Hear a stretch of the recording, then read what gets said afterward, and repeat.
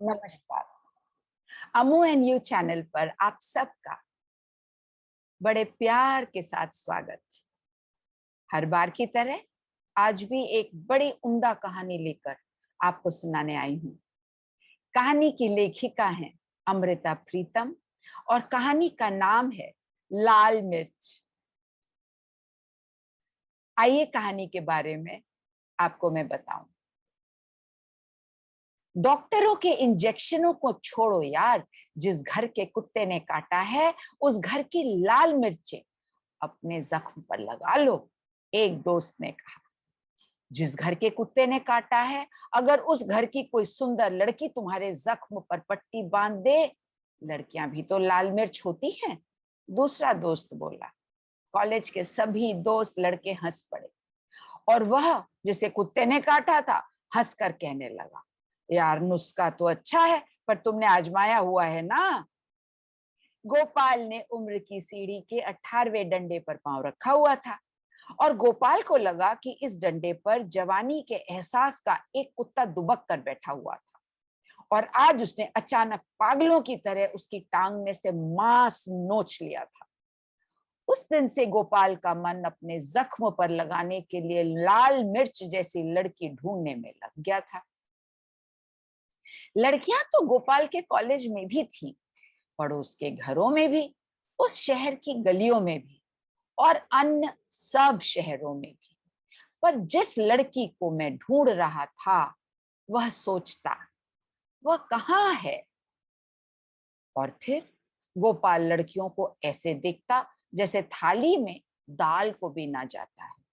छोटे कद की, मोटी, बैठे हुए नाक वाली, लंबी, गोल, और जब ऐसी लड़कियों को वो दाल में से पत्थरों की तरह बीन लेता, उसे सभी पुरानी उपमाएं याद आ जाती।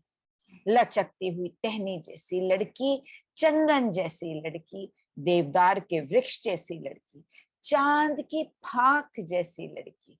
और फिर गोपाल सोचता, कोई नहीं, इनमें से कोई भी नहीं, उसे तो केवल लाल मिर्च जैसी लड़की चाहिए।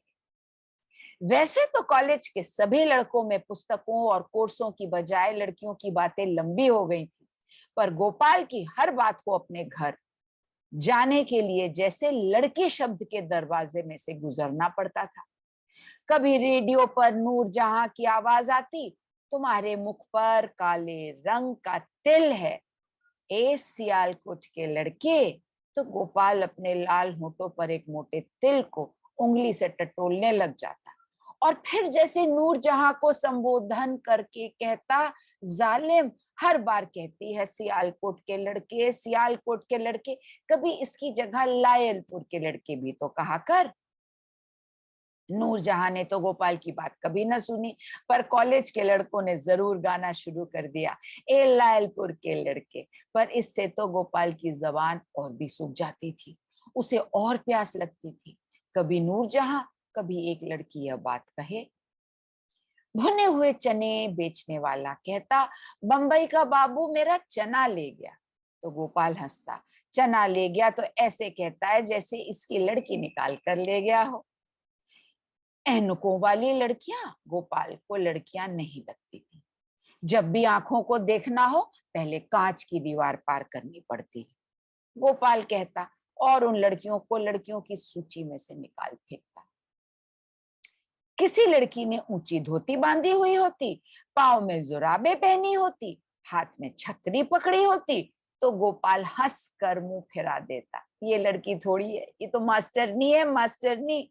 जो विद्यार्थी गणित में कमजोर हो वह मास्टरनी से शादी कर ले। किसी लड़की ने गहरे रंगों के कपड़े पहने होते या बाह में चूड़ियां ही बहुत ज्यादा पहनी होती, तो गोपाल कहता, ये तो रंगों का विज्ञापन है, लड़की तो बीच में से मिलती ही नहीं, बस पूरी की पूरी चूड़ियों की दुकान है। किसी की बारात जा रही होती, गोपाल उदास हो जाता, च च च च बेचारे का दिवाला निकल गया। और गोपाल कहता, जब मनुष्य प्रेमी बनने से पहले पति बन जाता है तो समझो अब बेचारों के पास पूंजी बिल्कुल नहीं रही और उसने घबरा कर दिवालिया होने की अर्जी दे दी।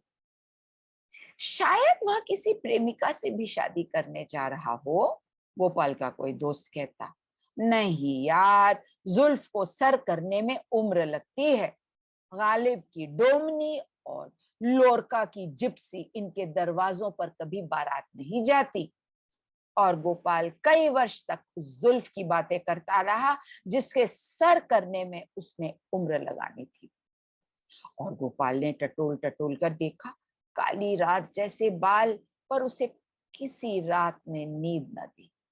सघन जंगल जैसे बाल, पर वह किसी जंगल में खो न सका।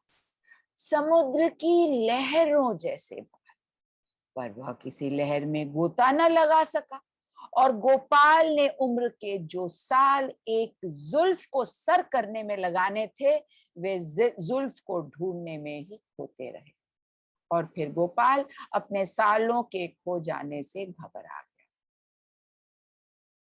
तुम भी अब हमारी तरह दिवालियापन की अर्जी दे दो यार। कॉलेज के पुराने साथियों में से कोई जब गोपाल को मिलता, मजाक करता। उम्र के 18वें वर्ष में जवानी के पागल कुत्ते ने गोपाल की टांग को काटा था, और उस जख्म पर लगाने के लिए गोपाल एक लाल मिर्च जैसी लड़की ढूंढ रहा था। पर अब उम्र के 32वें वर्ष में उस जख्म का जहर उसके सारे शरीर में फैलने लग गया। अब गोपाल सोचने लग गया था, वह न गालिब है न लोरका, वह गोपाल है, या एक ईश्वर दास, या एक शेर सिंह, या एक अल्लाह रखा। और उसने सिर झुकाकर दिवालिया होने की अर्जी दे दी। क्यों यार, आज डोमनी के घर में बारात आएगी या जिप्सी के घर में? सुनाओ, भाभी कैसी है? और कुछ नहीं तो हम तुम्हारी लाल मिर्च के देवर तो बन ही जाएंगे। बेशक सोने की अंगूठी की जगह हीरे की अंगूठी ही देनी पड़े, भाभी का घूंघट जरूर उठाएंगे। गोपाल अपने दोस्तों के मजाक को अपने हाथ पर विवाह के लाल धागे की तरह बांधे रहा था और हंसता हुआ कह देता था, मास्टरनी है मास्टरनी, ऐनक भी लगाती है तुम्हारी भाभी। डोली बाजार पर आ गई। माँ ने जब रिश्ता किया था, गोपाल से कहा था कि अगर वह चाहे तो किसी बहाने वह लड़की दिखा देगी, पर गोपाल ने स्वयं ही इनकार कर दिया था। जब दिवालिया होने की अर्जी ही देनी है तो खैर, सुंदर है बहू, घर का सिंगार है, उसे रुपए देते समय गोपाल की ताई कह रही थी। और गोपाल सोच रहा था, भैंस तो घर का सिंगार होती है, और जब लोग डोली लेकर आते हैं तब भी यही बात कहते हैं, बहू तो घर का सिंगार होती है। और फिर भैंस में और बहू में जो फर्क होता वह कहाँ गया? और फिर गोपाल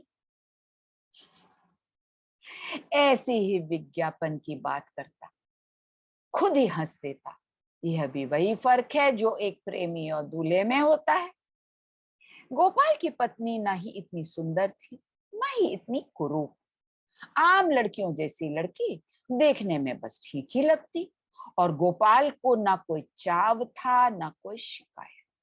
वह भांति भांति के कपड़े पहनती, पर गोपाल उसे कभी रंगों का विज्ञापन न कहता। और वह सुहाग की चूड़ियां और दहेज के कड़े जब सब कुछ एक साथ पहन लेती, गोपाल उसे कभी जेवरों की दुकान भी ना कहता। आजकल गोपाल की जवानी के शुरू के दिनों में पढ़ा हुआ एक अंग्रेजी उपन्यास याद आया करता था, जिसमें अपने सपनों की लड़की ढूंढने के लिए कोई उम्र लगा देता है पर उसे ढूंढ नहीं पाता, और फिर मरते समय अपने बेटे को अपनी सारी रूपरेखा और सारी लगन देखकर कहा जाता है कि वह इस किस्म की आंखों वाली, इस किस्म के नक्शों वाली और इस किस्म के बालों वाली लड़की को जरूर ढूंढे। और फिर सारी उम्र की खोज के बाद उसका बेटा मरते समय यही बात अपने बेटे को लिखकर दे जाता है। जुल्फ को सर करने में गालिब ने सिर्फ एक ही उम्र का अंदाजा लगाया था, पर गोपाल सोचता, जीवन की हार गालिब के अंदाजे से बहुत बड़ी है। और आजकल गोपाल सोच रहा था, उसके घर एक पुत्र जन्म लेगा, हूबहू उसी की मुखाकृति, हूबहू उसका दिल, हूबहू उसके सपने। और फिर जब उसका पुत्र जवान होगा वह एक लाल मिर्च जैसी लड़की जरूर ढूंढेगा और फिर वह सारा संसार अपने पुत्र की आंखों में देखेगा। आज मैं बर्फ वाला पानी नहीं पीऊंगी। एक दिन गोपाल की पत्नी ने शिकंजी मना करते हुए कहा। शायद यह इन्हीं शब्दों का असर था कि अगले महीने गोपाल की पत्नी के दिन लग गए और गोपाल की बाहों में जैसे अभी उसका बेटा खेलने लग गया। खट्टी या नमकीन चीज तो इसने कभी मांगी ही नहीं। हमेशा इसका मन मीठी चीजों के लिए भटकता है। जरूर बेटा होगा। तुम्हारे जन्म के समय मुझे भी गुड़ की खीर अच्छी लगती थी, माँ जब कहती। गोपाल को लगता अब तो उसका बेटा तोतली बातें भी करने लग गया है। यह 9 महीने गोपाल को पिछले 9 वर्षों के समान प्रतीत हुए और फिर घर में घी, गुड़ और अजवाइन इकट्ठी होने लगी। कमरे का दरवाजा बंद किया हुआ था। गोपाल ने बाहर बरामदे में बैठकर कागज, कलम और पुस्तक अपने सामने इस तरह रखी हुई थी जैसे देखने वाले को लगे उसे सिर उठाने की फुर्सत नहीं है। पर गोपाल पुस्तक का कभी कोई पृष्ठ उलटता, कभी कोई, और फिर जो पंक्तियां सामने आ जाती उनको कागज पर लिखने लग जाता। दरवाजे के पास वह जमा बैठा था और उसके कान अंदर की आवाज सुनने के लिए सतर्क थे, प्रतीक्षा कर रहे थे कि अभी कहेगी, अभी अभी वह कहेगी। लाख लाख बधाइयां गोपाल की मां, यह लो बेटा। एक बार दाई बाहर आई थी, कहने लगी, बेटा गोपाल, जरा जाकर थोड़ा सा शहद तो ला दे, देख कर लाना नया शहद हो। गोपाल वहां से जाना नहीं चाहता था।